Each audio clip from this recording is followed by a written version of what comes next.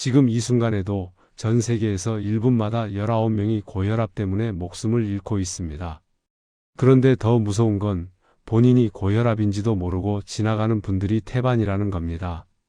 나는 괜찮아? 어디 아픈 데도 없는데 뭘?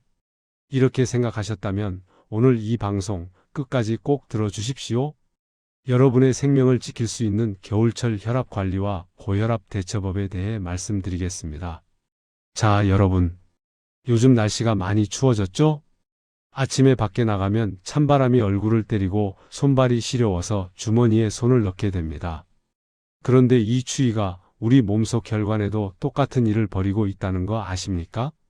추운 날씨에 우리 몸이 노출되면 혈관이 꽉 오그라듭니다. 마치 고무호스를 양쪽에서 잡아당겨 좁아지는 것처럼요. 그러면 어떻게 될까요? 좁아진 길로 피가 지나가려니까 혈관벽에 가해지는 압력이 쑥쑥 올라갑니다. 바로 이게 겨울철 혈압 상승의 원리입니다. 그래서 겨울이 되면 평소에 혈압이 정상이었던 분들도 갑자기 혈압이 올라가는 경우가 많습니다. 특히 우리 어르신들은 혈관이 이미 나이로 인해 탄력을 잃어서 더욱더 조심하셔야 합니다. 그럼 고혈압이 뭔지 정확히 알고 계십니까? 혈압을 재면 두 가지 숫자가 나옵니다. 위에 있는 큰 숫자, 이게 수축기 혈압이고요. 아래 있는 작은 숫자가 이완기 혈압입니다. 수축기 혈압이 140 이상이거나 이완기 혈압이 90 이상이면 고혈압입니다. 예를 들어 혈압이 150에 95라고 나왔다. 그럼 고혈압입니다. 130에 90이라고 나왔다. 이것도 고혈압입니다. 그런데 문제는 고혈압은 증상이 거의 없다는 겁니다. 머리가 아픈 것도 아니고 가슴이 답답한 것도 아니고 그냥 멀쩡하게 느껴집니다. 그래서 조용한 살인자라는 별명이 붙었습니다. 여러분, 숫자 하나 말씀드리겠습니다. 전 세계에서 매년 1000만 명 이상이 고혈압과 관련된 질환으로 사망합니다. 세계보건기구가 발표한 자료를 보면 심혈관 질환으로 돌아가신 분들 중 53%가 고혈압 때문이었고 뇌졸중으로 돌아가신 분들 중에서는 58%가 고혈압이 원인이었습니다. 더 무서운 건 심근경색입니다. 심근경색은 심장에 피를 공급하는 혈관이 막혀서 심장 근육이 죽어가는 병인데요. 초기 사망률이 30%입니다. 그리고 환자의 절반은 병원에 도착도 못하고 그 자리에서 돌아가십니다. 이게 바로 고혈압을 관리해야 하는 이유입니다. 그럼 고혈압은 왜 생기는 걸까요? 여러 가지 원인이 있지만 가장 큰 원인 중 하나가 바로 콜레스테롤입니다. 콜레스테롤 많이 들어보셨죠? 이게 혈관 안쪽 벽에 쌓이기 시작하면 혈관 길이 점점 좁아집니다. 4차선 도로가 2차선으로 좁아지면 차가 막히듯이 혈관도 좁아지면 혈압이 올라갑니다. 더 큰 문제는 혈압이 높아지면 또 콜레스테롤이 더 잘 붙는다는 겁니다. 악순환이 시작되는 거죠. 프랑스에서 19만 명을 13년 동안 추적 조사한 연구가 있습니다. 결과가 정말 충격적이었는데요. 고지혈증만 있는 남성은 심혈관 질환으로 사망할 위험이 정상인보다 3.8배 높았습니다. 그런데 고혈압과 고지혈증이 함께 있으면 7.3배로 올라갑니다. 더 심한 경우 2단계 고혈압, 그러니까 혈압이 160에 100 이상인 분들이 고지혈증까지 있으면 사망 위험이 무려 17.6배까지 치솟습니다. 여성분들도 마찬가지입니다. 위험 증가폭이 비슷하게 높았습니다. 그리고 또 하나, 고혈압 전 단계도 방심하면 안 됩니다. 수축기 혈압이 130에서 139 사이, 이완기 혈압이 80에서 89 사이면 전 단계인데요. 이 단계에서도 정상인보다 10년 내 심혈관 질환 위험이 35% 증가합니다. 그리고 여기서 고혈압으로 넘어가면 위험이 2.6배로 뛰어오릅니다. 그러니까 아직 고혈압은 아니네 하고 안심하시면 안 됩니다. 전 단계부터 관리를 시작하셔야 합니다. 그럼 이제부터 본격적으로 고혈압을 어떻게 예방하고 관리할 수 있는지 말씀드리겠습니다. 첫 번째, 식습관입니다. 그 중에서도 가장 중요한 게 뭐냐? 바로 저염식, 짜게 먹지 않는 겁니다. 소금, 그러니까 나트륨은 우리 몸에서 수분을 끌어당깁니다. 혈관 안에 나트륨이 많아지면 수분도 많아지고 그러면 혈관이 팽팽해지면서 혈압이 올라갑니다. 또 나트륨은 혈관을 직접 조이기도 합니다. 세계보건기구에서 권장하는 하루 소금 섭취량은 6g 이하입니다. 티스푼으로 하나 정도입니다. 그런데 우리나라 사람들은 평균적으로 하루에 10g 이상을 먹습니다. 거의 2배 가까이 먹는 거죠. 그럼 어떻게 해야 할까요? 간장, 고추장, 된장, 소금을 줄이고 대신 천연 조미료를 활용하시면 됩니다. 예를 들어 레몬즙을 짜서 넣으면 상큼한 맛이 나서 소금 없이도 맛있습니다. 멸치가루, 다시마, 표고버섯을 우려낸 물로 국물을 내면 깊은 맛이 나면서도 나트륨은 훨씬 적습니다. 찌개를 끓일 때도 소금 대신 마늘, 생강, 파를 넉넉히 넣으면 풍미가 살아납니다. 그리고 가공식품, 특히 라면, 햄, 소시지, 치즈 같은 건 나트륨 덩어리입니다. 가능하면 피하시고 꼭 드셔야 한다면 국물은 남기시고 양을 줄이십시오. 김치도 너무 짜게 담그지 마시고 드실 때도 적당히 드십시오. 식습관 하나만 바꿔도 혈압이 눈에 띄게 내려갑니다.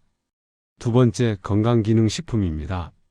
요즘 건강기능식품이 워낙 많아서 뭘 먹어야 할지 고민이 되실 겁니다.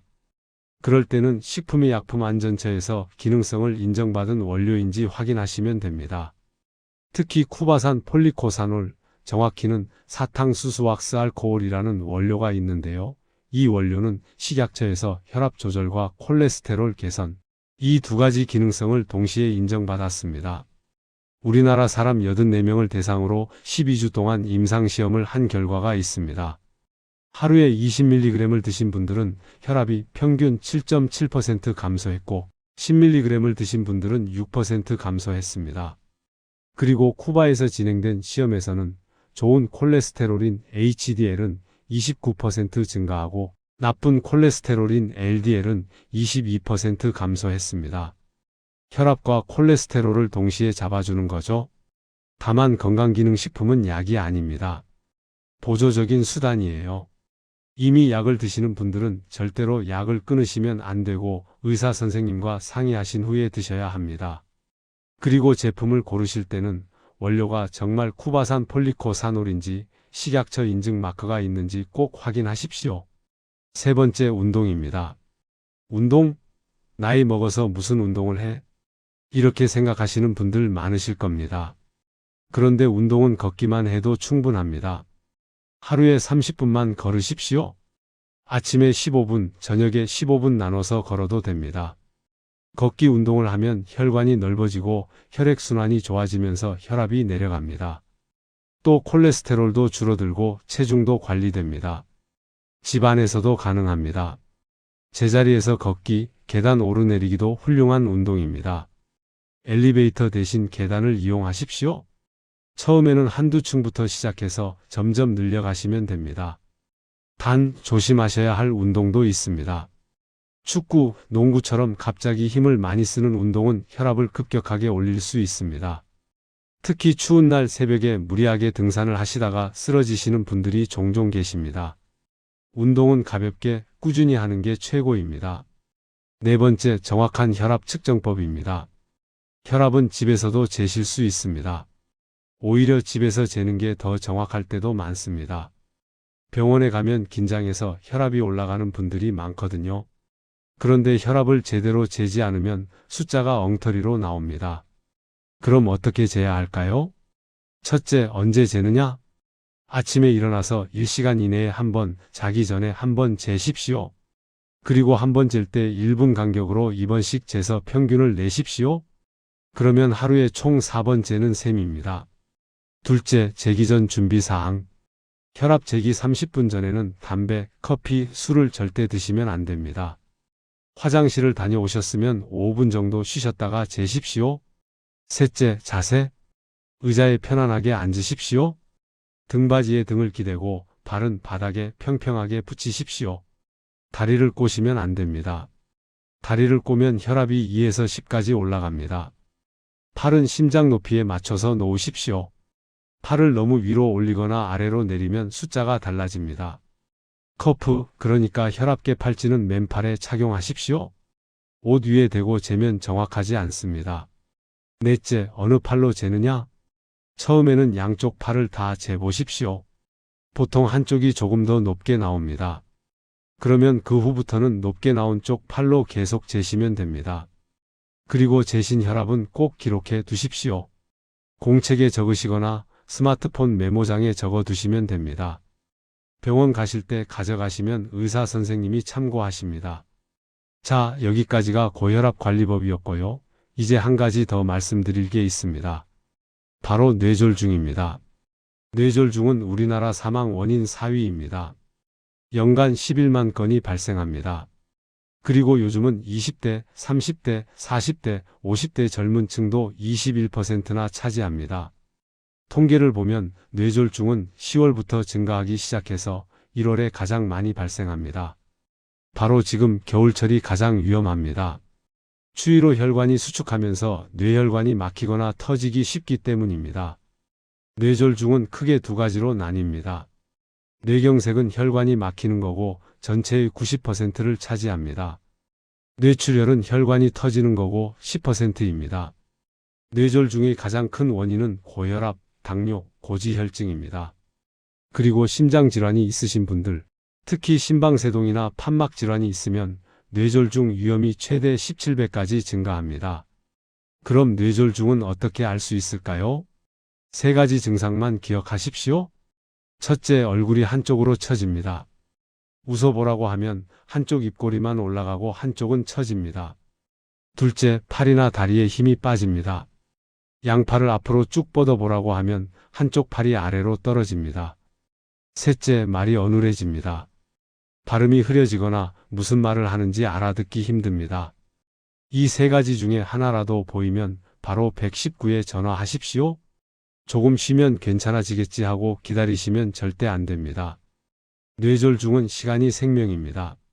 혈관을 뚫는 약, 혈전용해제는 증상 발생 후 4시간 30분 이내에 투여해야 합니다. 혈관 제거 시술은 6시간 이내, 경우에 따라서는 24시간 이내에 해야 합니다. 시간이 지나면 뇌 손상이 영구적으로 남습니다. 말을 못하게 되거나 반신마비가 오거나 심하면 사망할 수 있습니다. 그러니까 조금이라도 의심되면 1분도 지체하지 마시고 바로 119에 전화하십시오. 자, 여러분. 오늘 말씀드린 내용을 정리해 드리겠습니다. 겨울철에는 특히 혈압 관리가 중요합니다. 첫째, 고혈압 진단 받으시면 약을 절대 끊지 마십시오. 혈압이 정상으로 내려간 건 약 덕분입니다. 병이 나은 게 아닙니다. 둘째, 혈압을 집에서 재십시오. 혈압계 하나 사셔서 매일 아침 저녁으로 재시고 기록하십시오. 셋째, 음식을 싱겁게 드십시오. 소금이 혈압을 올립니다. 처음엔 맛없게 느껴지셔도 익숙해지십니다. 넷째, 추운 날 무리한 운동은 피하십시오. 따뜻한 시간에 집 안에서 가볍게 하십시오. 다섯째, 뇌졸중 증상을 기억하십시오. 얼굴 한쪽 처짐, 팔다리 힘 빠짐, 말 어눌해짐. 김춘식 할아버지는 지금도 매일 약을 드시고 혈압을 재시고 조심하며 사십니다. 그리고 이렇게 말씀하셨습니다. 한번 무너진 건강은 되돌리기 어렵습니다. 미리 관리하십시오. 그게 가장 쉬운 길입니다. 여러분, 오늘 당장 혈압을 재보십시오. 약을 끊으셨다면 다시 드십시오. 가족에게 뇌졸중 증상을 알려주십시오. 작은 실천이 생명을 지킵니다.